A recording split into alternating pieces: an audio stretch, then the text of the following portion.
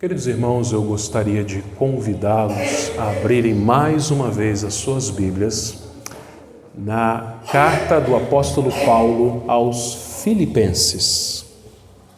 Epístola de Paulo aos Filipenses, capítulo 1. E hoje nós vamos encerrar esse capítulo, versículos 27 a 30. Nós começamos a nossa exposição na Epístola de Paulo aos Filipenses, já há alguns domingos, e hoje nós estamos encerrando o primeiro capítulo, e pela providência de Deus, o tema da nossa mensagem tem tudo a ver com o tempo que nós estamos vivendo, especificamente o dia de hoje, especificamente essa semana que se inicia. Filipenses 1, de 27 a 30.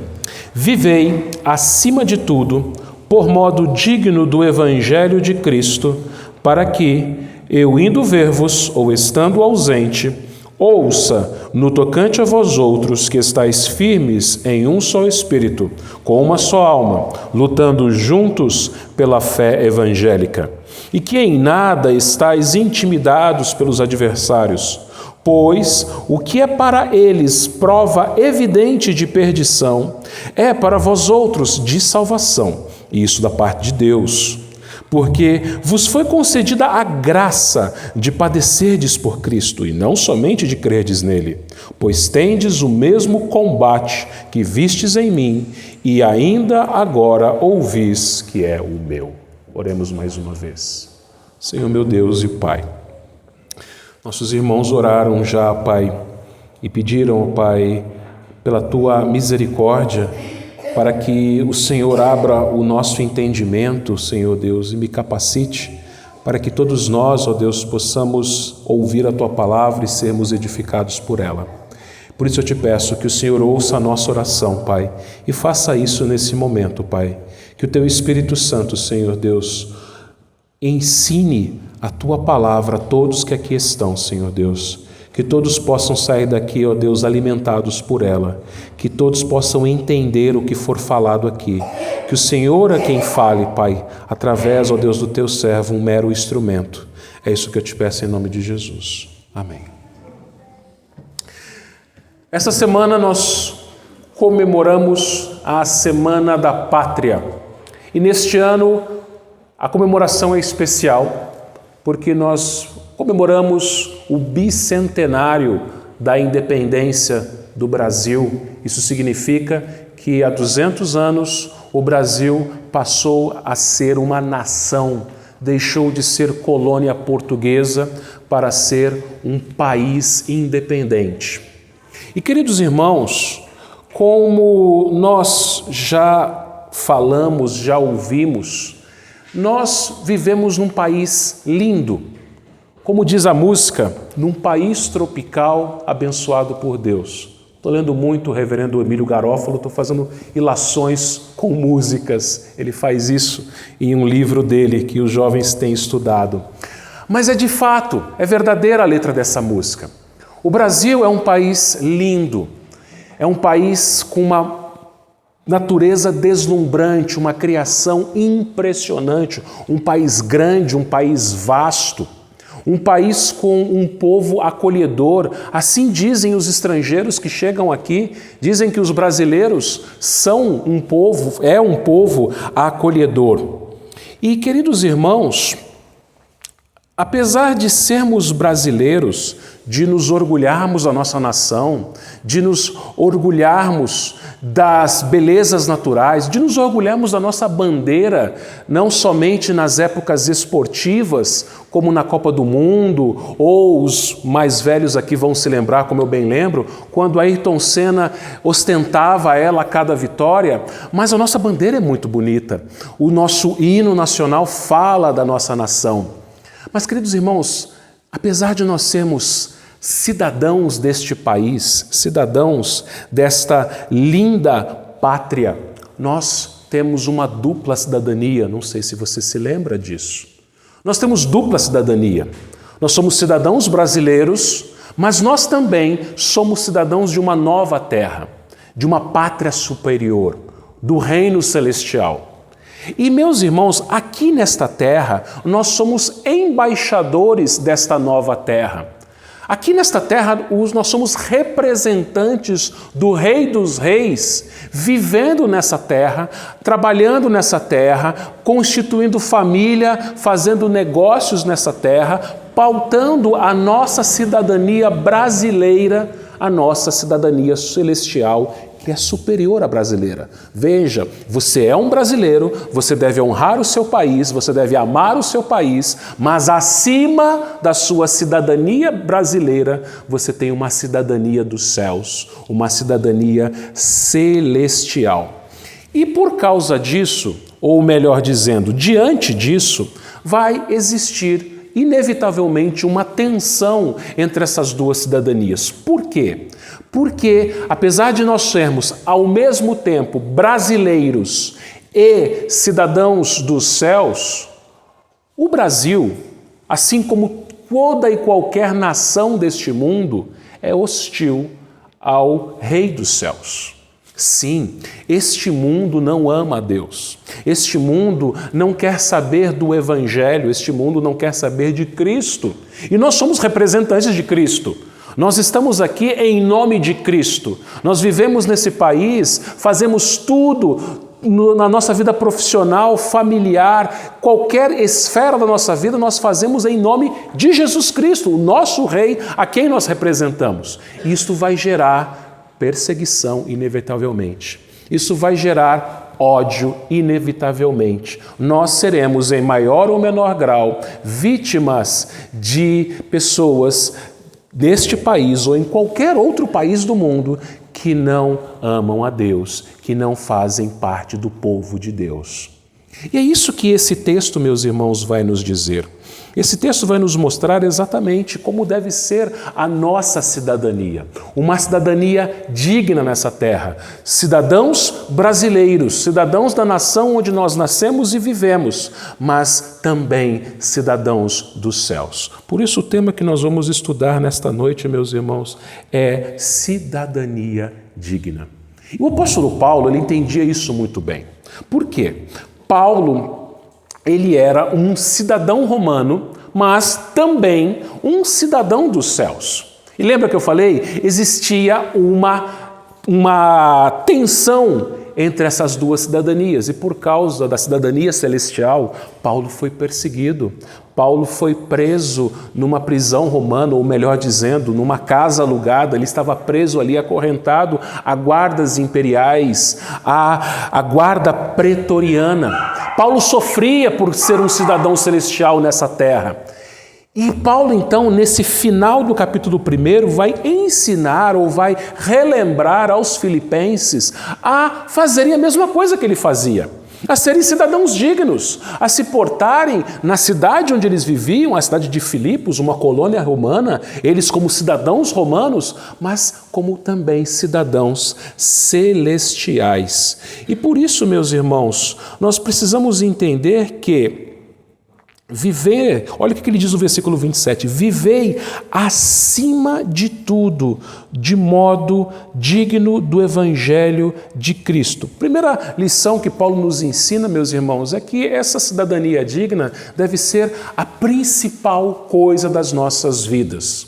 Ele diz, acima de tudo, ele chama a nossa atenção para essas três palavras, acima de tudo. É o principal. É como se Paulo estivesse parando o que ele está escrevendo e falando assim, olha gente, preste atenção no que eu vou falar agora.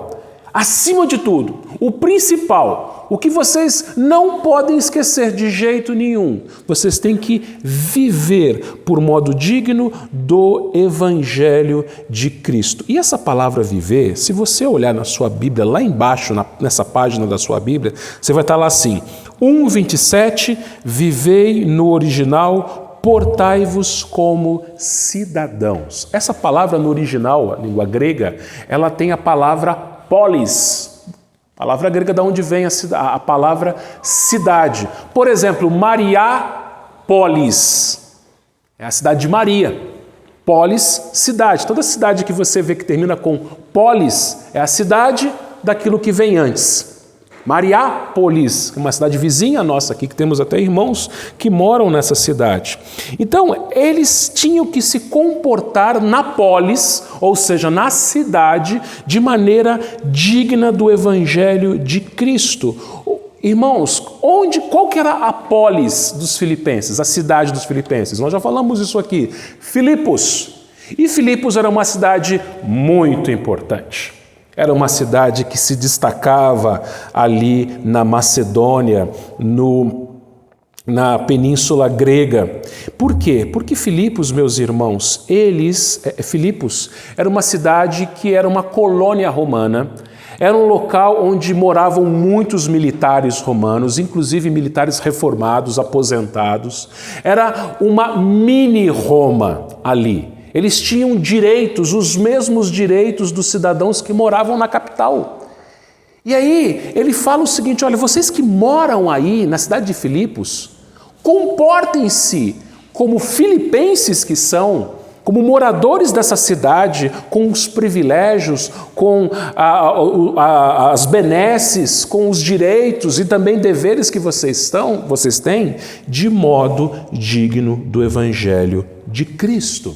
Ou seja, como cidadãos do reino de Cristo, de acordo com aquilo que ensina o Evangelho de Cristo. Isso, meus irmãos, vai nos livrar de dois extremos, de dois perigos, por termos a dupla cidadania. Qual o primeiro perigo? O primeiro perigo é a nossa tentativa de fazer o céu aqui na terra. Às vezes, meus irmãos, a gente se apega demais a essa terra. Veja, você vive nessa terra, tudo que você faz é nessa terra, mas essa terra não é o seu destino final. Acontece que muitas pessoas, inclusive cristãos, acabam querendo fazer o céu na terra. Então eles fazem tudo aqui para que aqui seja o melhor lugar e não há outro melhor lugar do que aqui. Eu quero é viver aqui e com isso perde-se a esperança do céu, perde-se a esperança da nossa pátria superior, do novo céu e nova terra. Então é como se aqui fosse o meu lugar final, como se aqui fosse o lugar que eu quisesse viver para sempre. Esse é o primeiro perigo. O segundo perigo é o outro extremo. Qual que é o outro extremo? Olha, bom, já que eu vou para o céu mesmo, já que eu sou cidadão celestial, sou cidadão do novo céu e nova terra, eu vou o seguinte, eu não quero saber de nada a respeito a esse país.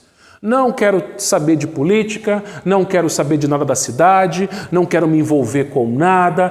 É o seguinte, esse mundo para mim morreu e eu não vejo a hora de estar com o Senhor no céu. São dois extremos. Por quê? Porque, primeiro, de fato, aqui não é o céu. Aqui não é o nosso destino final, não é a nova terra, o novo céu, a nova terra. Aqui não é a nossa pátria final. Aqui é o local que é a nossa cidade, a nossa casa, o nosso país, sim, mas que nós devemos trabalhar por ele. Devemos fazer o melhor por essa cidade. Devemos, com os nossos dons, na posição, no local de trabalho, onde Deus nos colocou, nos esforçarmos para abençoarmos essa cidade, esse estado, essa nação. Mas sempre lembrando que tudo que nós fizermos em todas as esferas da nossa vida deve ser de modo digno do Evangelho. É de acordo com aquilo que a palavra de Deus nos ensina. E isso, de que maneira? O versículo 27, ele vai nos dizer o seguinte, que deveria ser indo ver-vos ou estando ausentes. Olha só, meus irmãos, o que acontece? Ele vai falar o seguinte, indo ver-vos ou estando ausentes, estáis firmes em um só propósito, como uma só alma, lutando juntos pela fé evangélica. Paulo aqui, irmãos, vai destacar algumas verdades nessa segunda parte do versículo 27. Primeiro, Paulo vai dizer o seguinte, indo ver-vos ou estando ausente, ou seja, em qualquer tempo. Eu estando com vocês ou não estando com vocês. Isso é uma marca do verdadeiro cidadão do reino de Deus. Por quê? Porque quem é cidadão somente dessa terra, quem não faz parte do povo de Deus, vai fazer as coisas para impressionar quem? O superior. Eu trabalhei, irmãos, 13 anos como funcionário público. E temos alguns irmãos aqui que são funcionários públicos. E, irmãos, por causa de maus colegas, o funcionalismo público no nosso país tem uma imagem muito negativa. Que funcionário público é aquela pessoa que não faz nada e ganha bem, vivendo às custas dos impostos do povo. E eu sei que isso, infelizmente, acaba se tornando uma verdade por causa de maus colegas, que só trabalhavam quando o encarregado estava perto, quando o gerente estava perto, quando o diretor estava perto, quando o superior estava perto. Paulo fala, não! Independentemente se eu esteja presente ou não, vocês têm que viver de modo digno do Evangelho. Isso, meus irmãos, é um princípio que nós vemos lá no 5º mandamento. Honra teu pai e tua mãe. Pastor, o que isso tem a ver com o que Paulo está falando aqui? Tem tudo a ver. Por quê? Porque esse 5º mandamento é o princípio de honra e obediência às autoridades. Qual é a primeira autoridade do ser humano? Pai e mãe. Os pais são a primeira autoridade da nossa vida. Então, um filho que faz parte do reino de Deus, que é cidadão desta terra, mas também da nova terra, ele vai obedecer papai e mamãe, estando eles presentes ou ausentes. Um aluno que tem dupla cidadania, que é um cidadão brasileiro, no nosso caso, e também na nova terra, ele vai fazer tudo o que deve fazer na presença ou na ausência do professor. Se o professor sair de sala de aula, ele vai continuar se comportando. Se o professor sair na hora de uma prova, e isso pode acontecer, ele não vai colar. Porque ele é um cidadão dos céus, ele vive a sua vida pautada de acordo com o Evangelho de Cristo, conforme ele disse aqui, o apóstolo Paulo. Um funcionário público ou privado, ele vai fazer o melhor no seu trabalho, na presença do seu chefe, do seu patrão, ou não. Porque em todo o tempo, as pessoas vendo ou não vendo, eles são cidadãos dos céus que vivem nesta terra como cidadãos dessa terra também. E aí Paulo aqui, irmãos, a partir de agora, ele vai chamar a atenção daquela igreja para mais 3 coisas. A primeira delas, ou a segunda lição que esse texto nos ensina, é que a nossa cidadania digna deve ser unindo-se contra os adversários do Evangelho. Ele diz o seguinte: estais firmes, final do 27, como em um só espírito, como uma só alma, lutando juntos pela fé evangélica.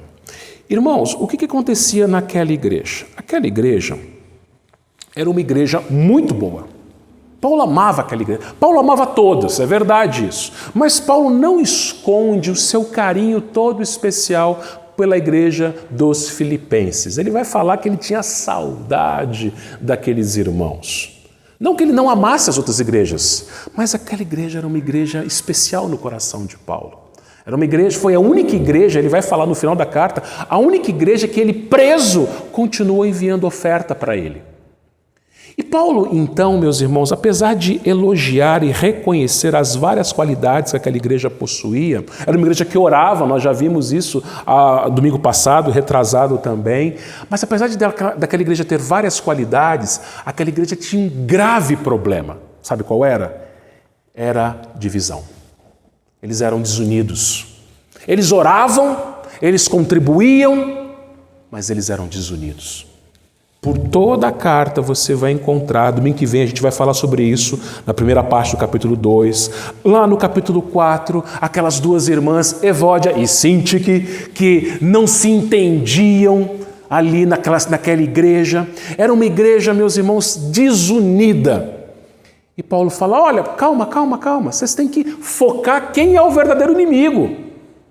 Vocês precisam se unir, apesar das diferenças de vocês. E de fato, meus irmãos, aquela igreja era uma igreja bastante diferente. Você se lembra lá em Atos capítulo 16, quando nós fizemos aquela introdução para a exposição da carta aos Filipenses, nós contamos como foi a fundação daquela igreja, a plantação daquela igreja lá em Atos 16. E você se lembra quem foram os 3 primeiros membros da igreja de Filipos? Lídia, uma vendedora de púrpura, uma mulher de posses, uma mulher que tinha dinheiro, que tinha boas condições. Aquela escrava, aquela moça escrava que tinha um demônio adivinhador, ou seja, não tinha nada a ver com Lídia, bem diferente. E um carcereiro. 3 pessoas completamente diferentes com suas famílias.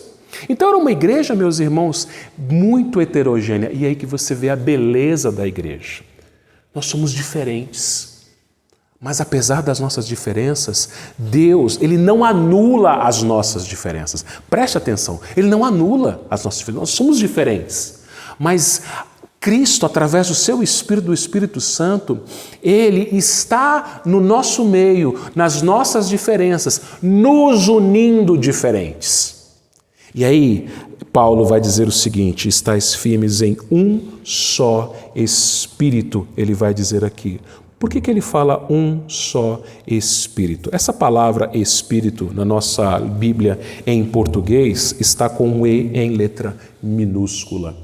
Só que, segundo alguns estudiosos, provavelmente aqui, Paulo não está se referindo a um espírito humano, mas ao Espírito Santo.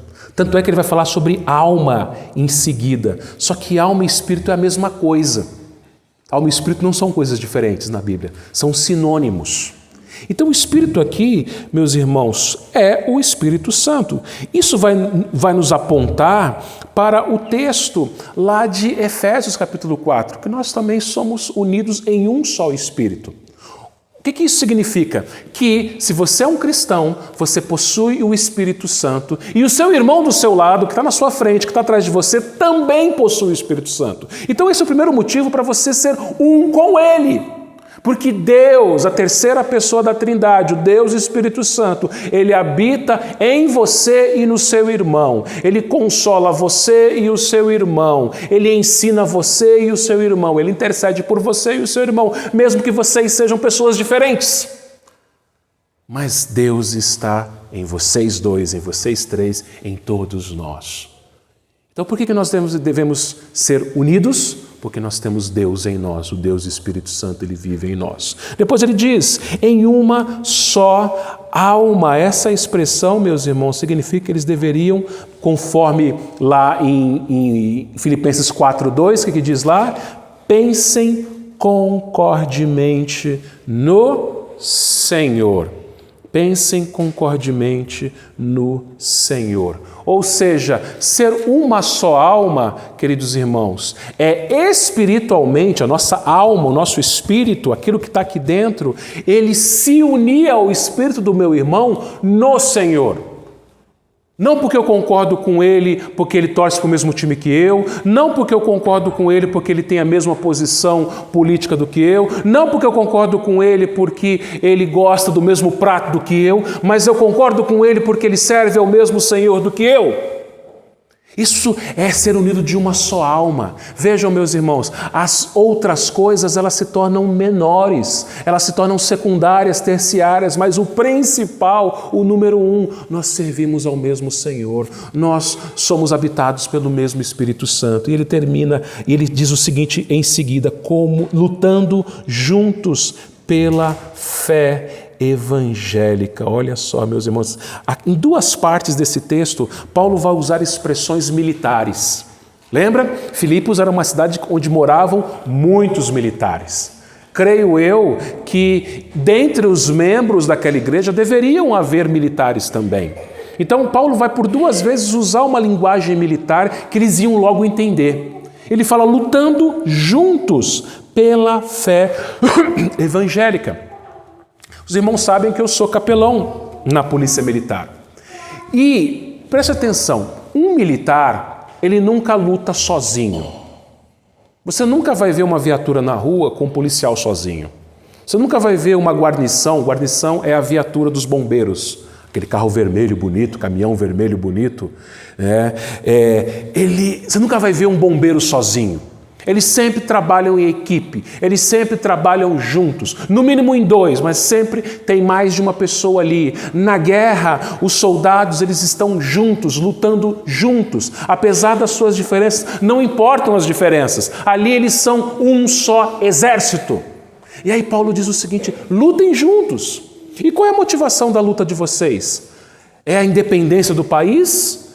É nós termos um lugar melhor para viver? É combatermos os homens maus?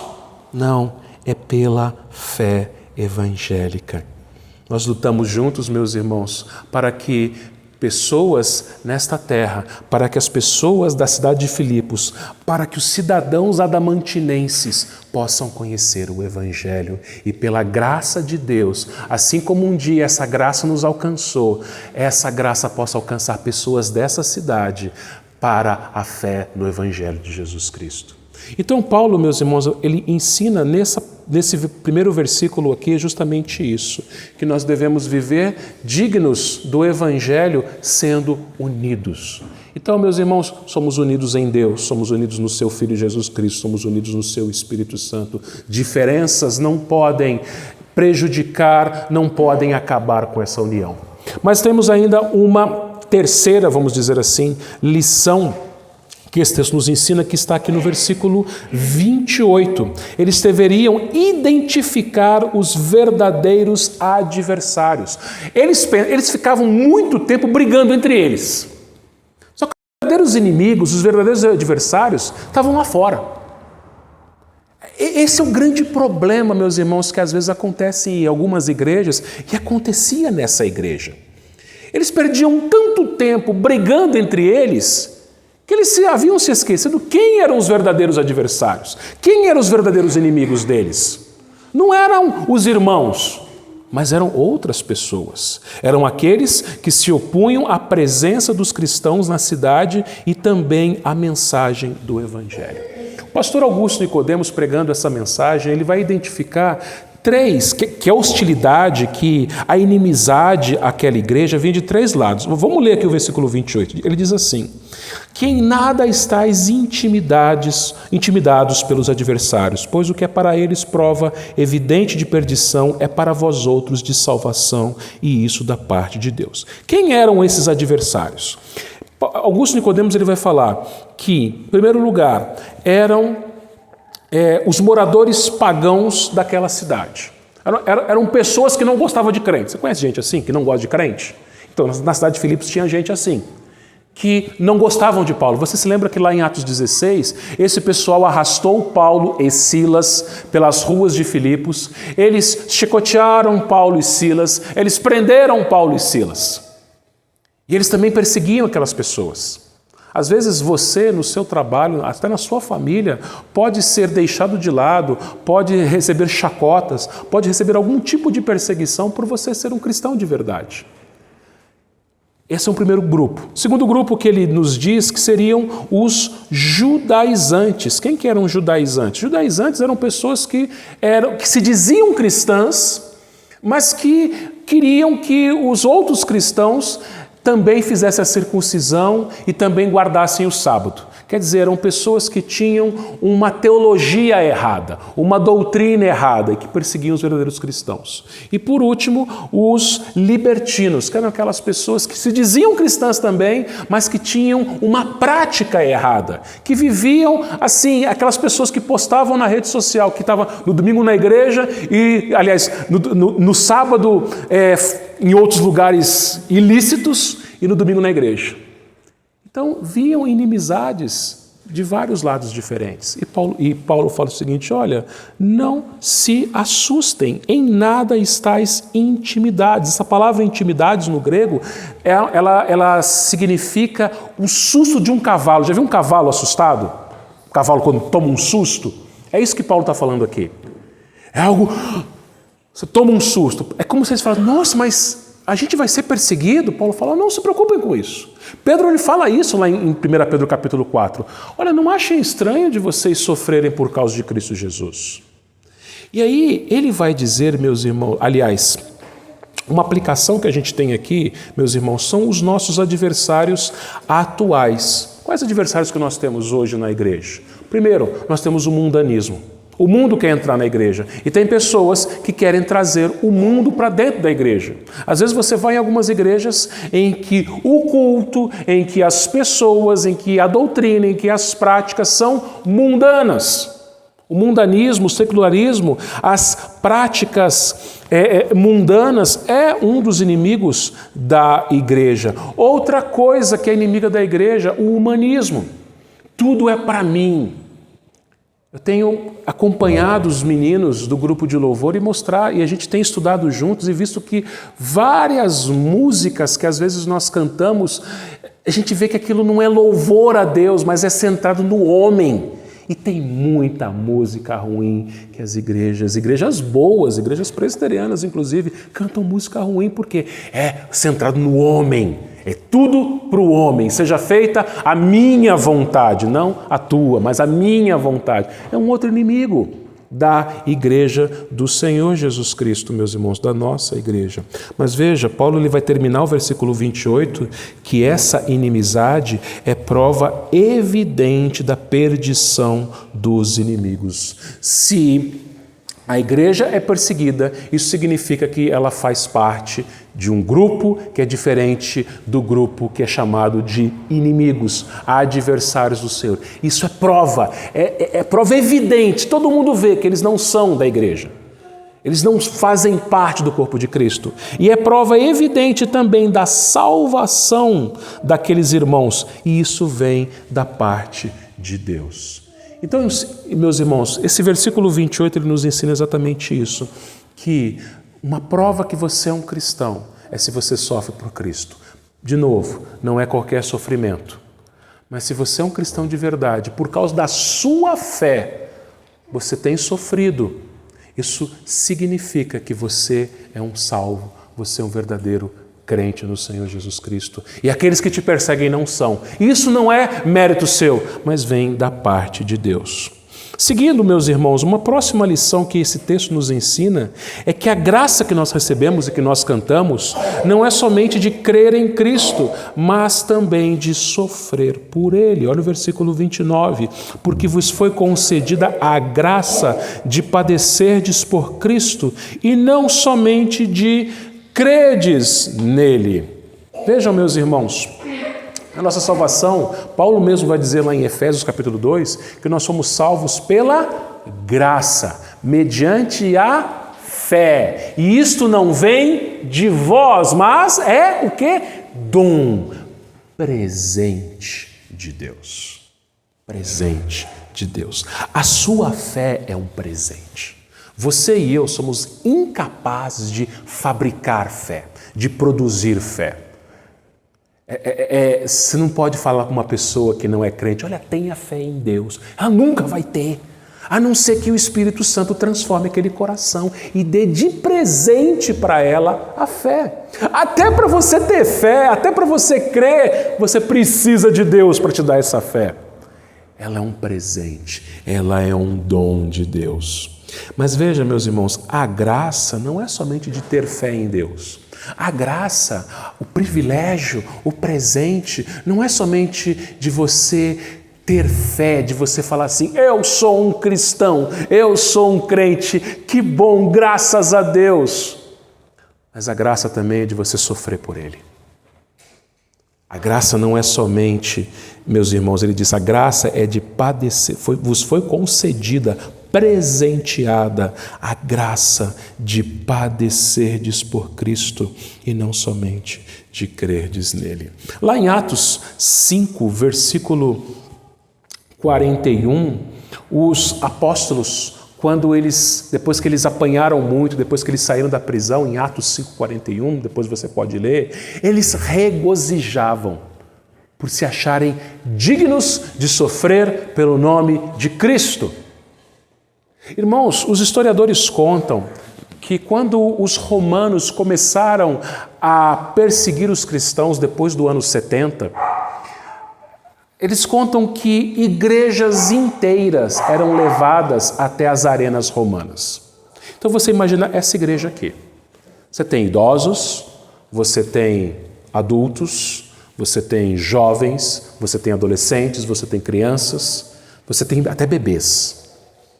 Imagina todo mundo sendo levado numa arena, as arquibancadas cheias. Imagina lá o poliesportivo, tá? A igreja inteira sendo levada lá no poliesportivo, A cidade inteira ali sentada, gritando sangue, sangue, sangue, sangue. E nós entrando lá, inclusive as nossas crianças, cantando louvores. E eles abriam uma porta. E ao invés de sair um touro ou um cavalo, como apareceu no rodeio essa semana, mas saíam tigres, saíam leões e avançavam sobre as pessoas. E dilaceravam aquelas pessoas enquanto o povo gritava, sangue! Só que eles entravam na arena louvando a Deus. Eles sabiam que eles iam morrer nos próximos minutos, mas eles se achavam dignos de sofrerem pelo Evangelho, de sofrerem por Jesus Cristo. Irmãos, quando a gente fala essas coisas, parece que é uma coisa tão distante, mas hoje, dia 4 de setembro de 2022, tem irmãos nossos que passam por perseguições semelhantes, que são presos, que apanham, que são mortos, torturados e mortos por causa de Jesus Cristo. Irmãos, isso é um privilégio e às vezes no seu trabalho você pode sofrer algum tipo de perseguição muito menor porque você é um crente. Às vezes na sua família algumas pessoas vão caçoar de você, vão zombar de você porque você é um crente. Isso faz parte do pacote. Não é só ser cristão e vir no domingo e cantar maravilhosa graça que me salvou e maravilhosa graça porque eu sofro por Ele. É o que Paulo está falando aqui no versículo 29. Então não ache isso algo extraordinário. E como que é esse sofrimento? Esse sofrimento não é, irmãos, em pobre coitados. Oh, tadinho de nós, tadinho daquelas igrejas que iam para as arenas romanas serem dilaceradas por leões e tigres. Oh, coitadinhos. Não. Nós sofremos como combatentes, como soldados. Versículo 30, isso mesmo, versículo 30. Pois tendes o mesmo combate. Como Paulo gosta dessa palavra, né? Combate que vistes em mim e agora ouvis que é o meu. Paulo não possuía um sentimento chamado autocomiseração. Sabe o que é autocomiseração? É aquela pessoa que se vitimiza. Coitadinho de mim, ninguém gosta de mim, todo mundo me persegue, ninguém me vê, ninguém tá nem aí comigo. Puxa, eu sou um pobre coitado, eu sou uma vítima da sociedade. Paulo fala assim, não, a igreja não é vítima de nada, a igreja luta. Tendes o mesmo combate. Paulo estava preso e Paulo era um preso político, vamos dizer assim. Por que o Paulo era um preso político? Porque ele era um embaixador, lembra-se? Ele era um embaixador do Rei dos Céus. Ele era um embaixador de outra nacionalidade, de outra cidadania. E essa cidadania aqui, esta nação aqui da terra, perseguiu Paulo por causa disso, mas ele era um combatente, ele era um soldado de Cristo. Ele fala, tendes o mesmo combate que vistes em mim. Eu sou exemplo para vocês, vocês têm visto tudo que eu passei, vocês viram lá na cidade de vocês, como eu fui arrastado pelas ruas por pregar o Evangelho, vocês viram que eu fui preso, sangrando por pregar o Evangelho, e agora vocês sabem que eu estou aqui em Roma também preso por pregar o Evangelho. Então vocês viram em mim isso.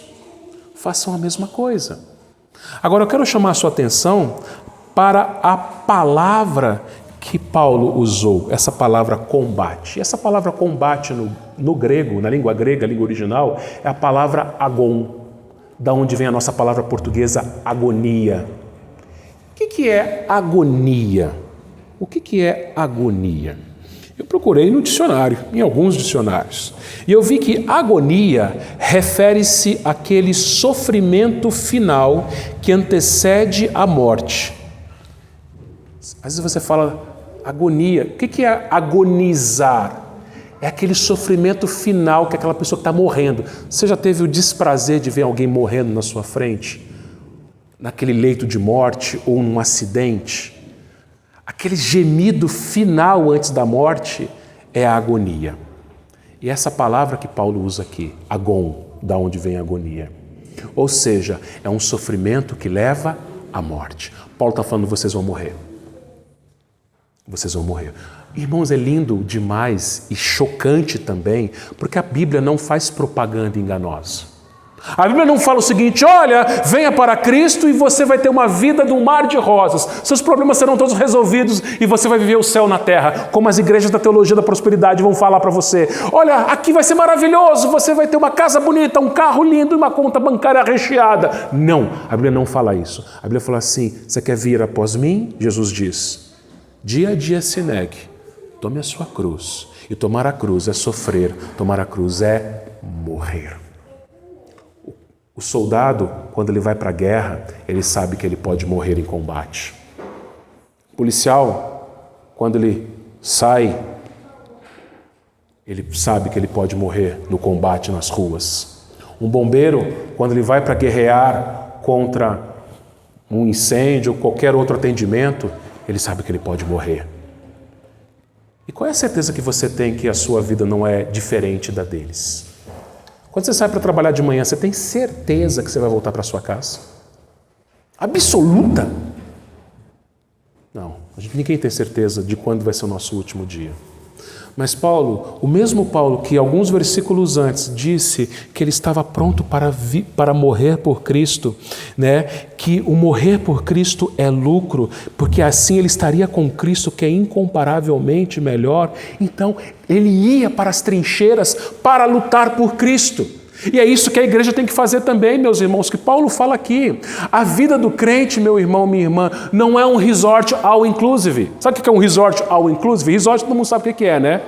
All inclusive, você entra no resort e você come à vontade. Você dorme o tempo que você quiser. Você vai em todas as atrações que tiver no resort à vontade. Tem crente que pensa que é isso. Vida cristã é eu viver... Outra música, né? Emílio Garófalo, deixa a vida me levar, a vida leva eu. Vou aproveitar a vida, porque a vida é curtição. É comer e beber que amanhã morreremos. Tem cristão que pensa desse jeito. Mas Paulo nos ensina, meus irmãos, que a vida do crente é uma trincheira. A vida do crente é um combate. Nós somos soldados.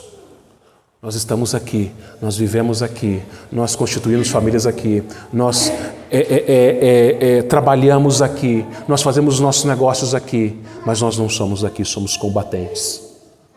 Nós temos a bandeira brasileira que nós ostentamos, mas nós temos a bandeira da cruz, que é superior à bandeira da nossa nação terrena. Sabendo disso, meus irmãos, eu encerro com algumas palavras. A primeira delas, uma palavra aos meus irmãos presbíteros. Paulo se coloca aqui como modelo. Ele fala, tenham para a igreja, tenham o mesmo combate que viram em mim, versículo 30. Paulo fala, eu sou o modelo de vocês. Meus irmãos, nós, presbíteros, nós somos o modelo do rebanho, disse o apóstolo Pedro lá em 1 Pedro capítulo 5. A igreja só vai combater indo ao inferno, tirando pessoas de lá, porque foi isso que Jesus ensinou lá no Evangelho de Mateus, quando ele disse que as portas do inferno não prevalecerão contra a igreja. É a igreja arrombando as portas do inferno para tirar perdidos de lá. Como? Pregando o Evangelho. Então, meus irmãos, o modelo somos nós. Nós pregamos o Evangelho. Nós vivemos o Evangelho, para que assim a igreja possa olhar para nós e também pregar o Evangelho e viver o Evangelho. Uma palavra para a igreja. Orem pela sua liderança. Nós vimos lá no livro de Atos, no capítulo 4, que a igreja orou pelos apóstolos para que o Senhor desse intrepidez, Atos 4, ou seja, coragem, para que os apóstolos pregassem o Evangelho. Peçam, irmãos, coragem para mim e para os meus irmãos presbíteros, para nós combatermos pelo Evangelho, nas nossas áreas de atuação, no nosso trabalho, na nossa família, onde quer que o Senhor nos colocou. Mas lembrem-se também, e eu encerro, você é um cidadão brasileiro. Nessa semana acontecerão diversas manifestações no país. Manifestações pacíficas, assim nós esperamos. E aquilo que essas pessoas irão pedir nessas manifestações deve ser o mesmo desejo dos nossos corações também. Não é pecado você desejar que o nosso país seja um país melhor, um país mais justo. Não é pecado você desejar que nas próximas eleições Deus nos dê a graça de colocar políticos honestos, tanto no executivo como no legislativo da nossa nação, do nosso estado e dos demais estados da nossa nação. É isso que muitas pessoas que vão a desfiles, a manifestações no nosso país querem. E isso que a igreja deve querer também.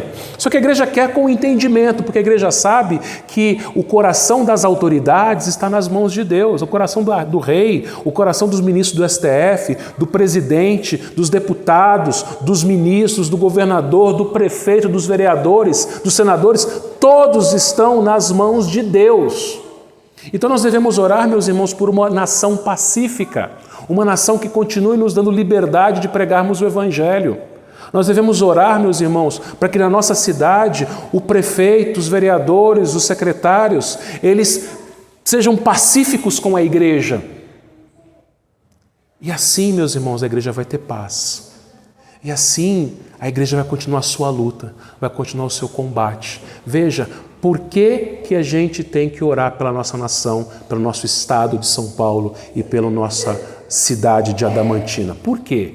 Para a gente ter uma vida boa e tranquila, uma vida sem problemas? Não é somente isso, mas que a gente tenha condições de continuar lutando, com liberdade, de abrirmos as portas da igreja para que pessoas entrem aqui e ouçam o Evangelho. Para você ter liberdade no seu trabalho, na sua família, na sua vizinhança, para você falar de Cristo e ninguém te prender, para você portar a sua Bíblia e ninguém te prender por causa disso. Então, sabendo disso, meus irmãos, a partir de amanhã, nós vamos vir aqui à igreja todos os dias, de segunda a sexta, às 8 horas, e a gente vai orar pela nação. Às 20 horas, aquilo que eu já falei, já algum domingo passado, está no boletim, avisamos no grupo da igreja. De segunda, amanhã, até sexta, o desafio que eu faço a toda a igreja, aos pais de família, trazerem seus filhos também para orarem juntos, para nós orarmos pelo nosso país, pelo nosso estado de São Paulo, pela nossa cidade de Adamantina, para que assim sejamos cidadãos dos céus, como cidadãos dessa terra, para a glória de Deus. Que Ele nos abençoe, meus irmãos. Amém.